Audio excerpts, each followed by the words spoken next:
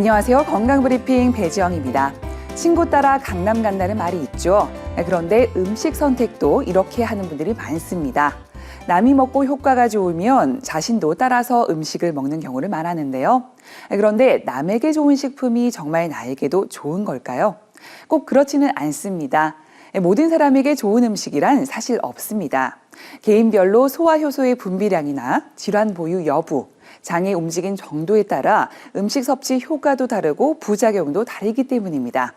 오늘은 일반적으로 건강에 좋은 음식일 수 있지만 내겐 독이 될 수 있는 식품과 성분들을 알려드리겠습니다.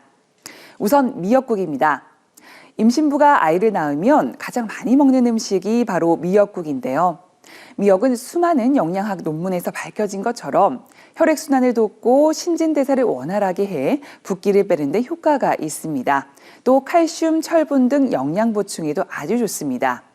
특히 수유기간 동안에는 미역국을 한 솥 끓여놓고 몇 끼니마다 먹는 산부가 많죠. 산후조리원에서도 최소 2끼, 많으면 3끼 정도 미역국을 주고 있는데요. 하지만 이런 미역국이 오히려 독이 될 수 있는 사람이 있습니다.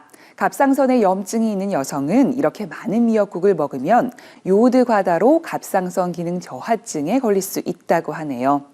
갑상선 기능 저하증은 기운이 빠지고 몸이 부으며 추위를 타는 등의 증상을 나타내는데요. 갑상선염이 있는 환자는 전체 여성의 약 10% 정도로 추정되고 있는데 이런 여성이 산후에 무심코 미역국을 몇 끼니 먹었다가는 체력 저하가 올 수 있다는 겁니다.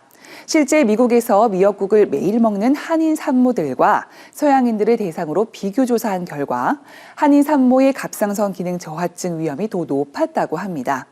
그래서 미역국은 하루 한 그릇 정도만 섭취하는 것이 바람직하고 갑상선 기능 저하증이 있으신 분들은 더욱 주의하셔야 합니다.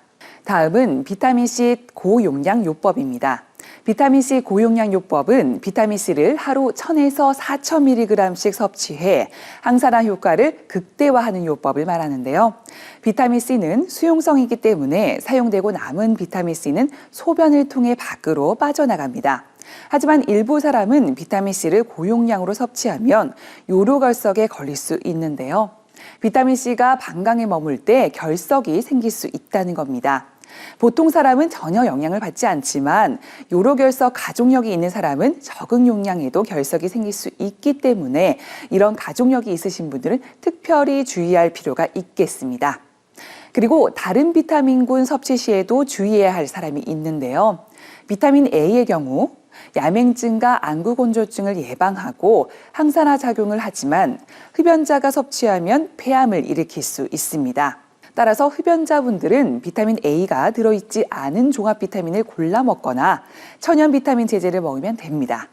또 임신부의 경우 비타민 A를 과량 복용하면 태아에 좋지 않다고 합니다. 따라서 임신부는 일반 종합영양제 대신 비타민 A 함유량이 조절돼 있는 임신부용 종합 비타민을 먹어야 합니다. 오늘 알려드린 영양 성분 정보 잘 기억하셔서 건강한 봄 나시길 바랍니다. 이상 건강브리핑이었습니다.